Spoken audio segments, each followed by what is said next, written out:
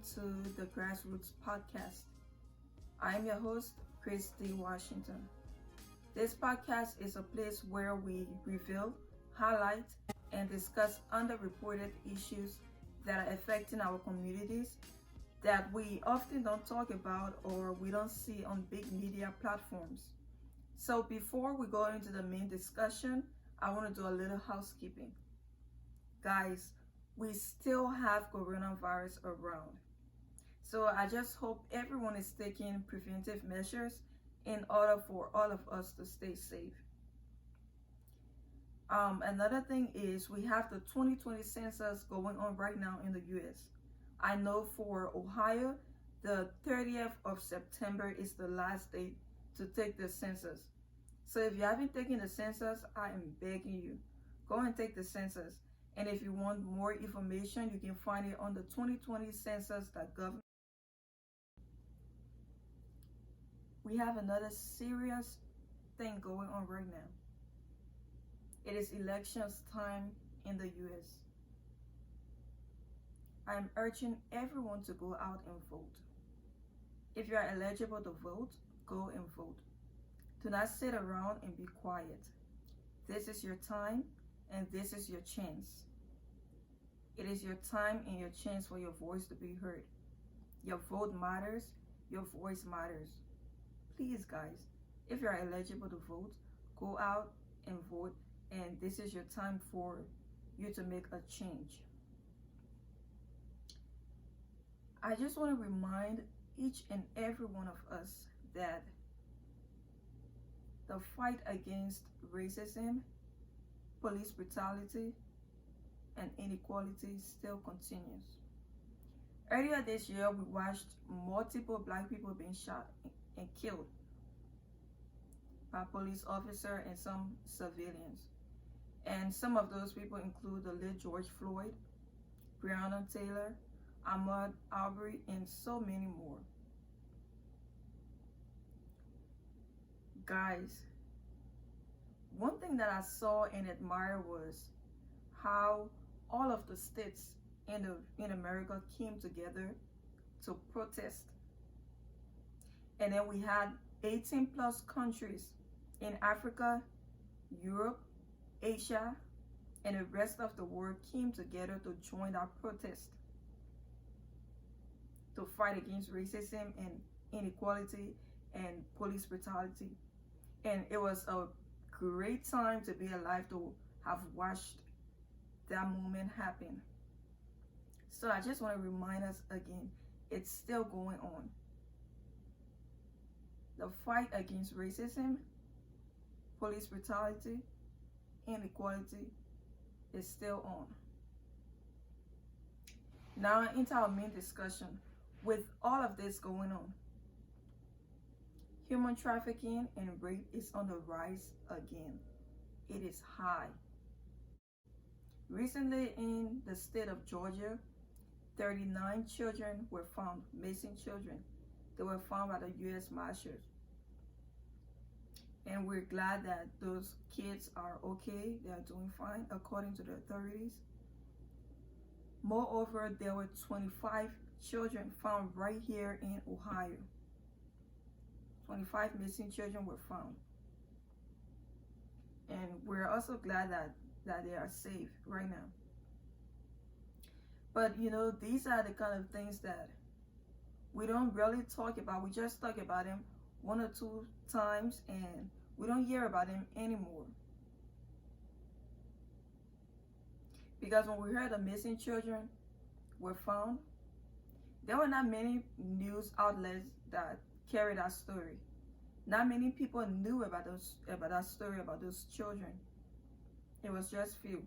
We have to be alert. We have to stand our ground. We have to follow up on these issues. We have to use our platforms to continue to inform people of these things that are going on. Because according to the authorities, those missing children were found and now they are safe. But we cannot just take that and go with it. We have to follow up. What happens to those kids after that? What happens to them? How are the well-being? Are they going to be okay a few months from now? How is it going to affect their mental health? How is it going to affect them when they go back to school, when they're with their family and friends? How is it going to affect them? Because what happened to them is very traumatic. It can affect people's mental health, because those children are victims of kidnapping, sex trafficking, abuse. So many evil things happen to them. So we're glad that they are okay, but we have to follow up on these stories to know what happened next. We cannot just talk about it 1 or 2 times and let it go. Moreover, according to the authorities, 9 people were involved in that missing children story, and they said the 9 people were arrested. But then what happened next? Most of the time, those criminals, when they are arrested, their family and friends bail them out of jail. They don't pay for the crimes. They don't serve time in prison. So that's why these crimes keep going on and they don't end, because we just listen to these people, what they do, what they say. We listen to them, we watch them, and we don't follow up on these stories. We don't know what happens next. So we have the information. It is time for us to use our platforms to the public and to the media. We have to follow, because to be honest, sometimes we cannot trust the system. So that's why we, as the public and the media, we have to follow up on these issues. We have to use our platforms. We have to investigate to know what's going on. When we hear about these stories, I'm begging each and every one of us, let's continue to use our platforms to shed light on it, to expose it, to follow up on it, to investigate on it, because we cannot really trust the system. That's the honest and sad truth. We cannot wholly and solely trust the system. And at some point in time, we remain unprotected. And so, speaking of unprotected, recently in Liberia, West Africa, where I'm from, thousands of women and children gathered. They organized themselves to protest. And the main aim of that protest was to end rape. What prompted this protest was when a 13-year-old girl, she lived with her mom and her stepfather. And this girl was constantly raped by her stepfather. And she told her mom about it. But guess what? Her mom didn't do anything to help her. Her mom didn't believe her. And so this girl was in the house with her mom and her stepfather. And this girl was constantly raped by her stepfather. And she told her mom about it. But guess what? Her mom didn't do anything to help her. Her mom didn't believe her. And so this girl was in the house with her mom and her stepfather. And he continued to abuse her. Later on, at the age around 14, she got pregnant. And she told her mom. Her mom still didn't do anything. Her mom sent her away, somewhere far away, to go and raise the baby all by herself. Imagine, at the age of 13, 14. So now this little girl is like 15-year-old. She has a baby for her stepfather. And it's so sad.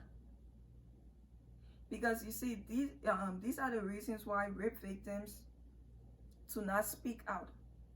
They do not tell the stories, because their family, their friends, nobody believes them. Nobody stands by them. Nobody wants to help them. That's why most of the time you see rape victims, they don't speak out. And according to the United Nations statistics, there are about 96.1% of rape cases that are not reported.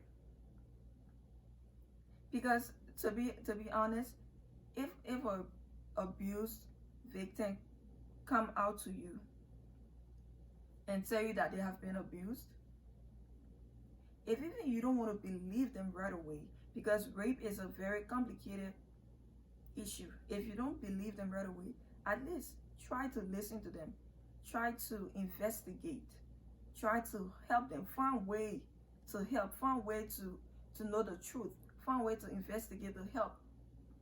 But her own mom didn't help her. And so that girl at the age of 15, she has a baby for her stepfather. 15-year-old. She should be in school with her friends. She should be at home.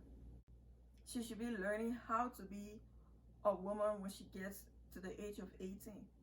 Not to be raising a child at the age of 15.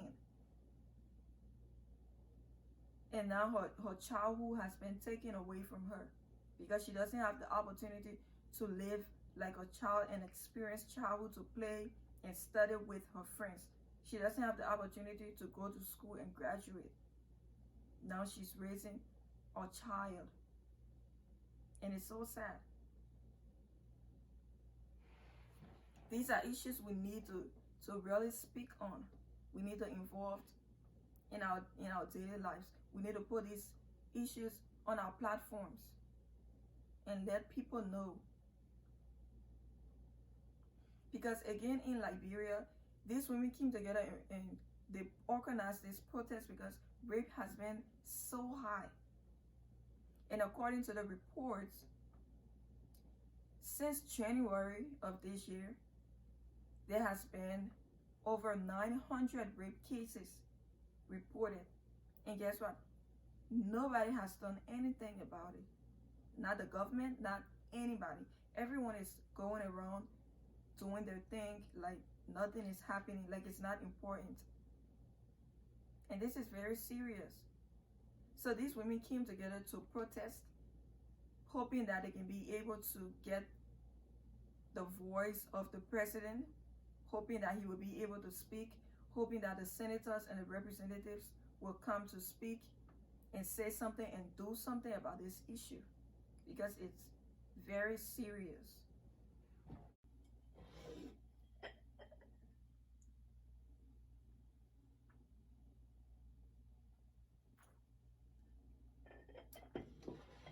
So another incident that happened was with this is one thing that I don't like to talk about. This is one incident that I don't like to talk about because it really pisses me off. And it's so sad, but the truth is we have to talk about these things. We have to expose these things.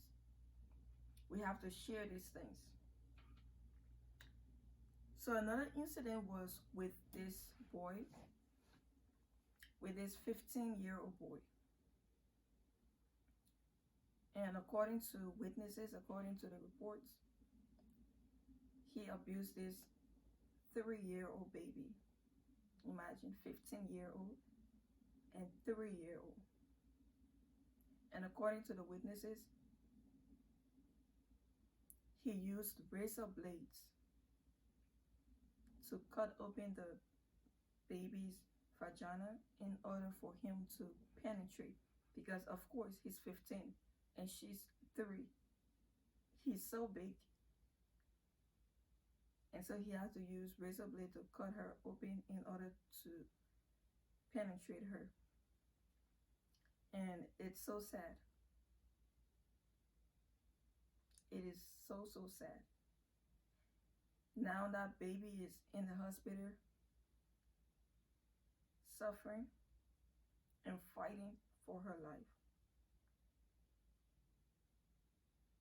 And so according to the boy's family, they are appealing that he be free because he's 15, he's underage, he's too small.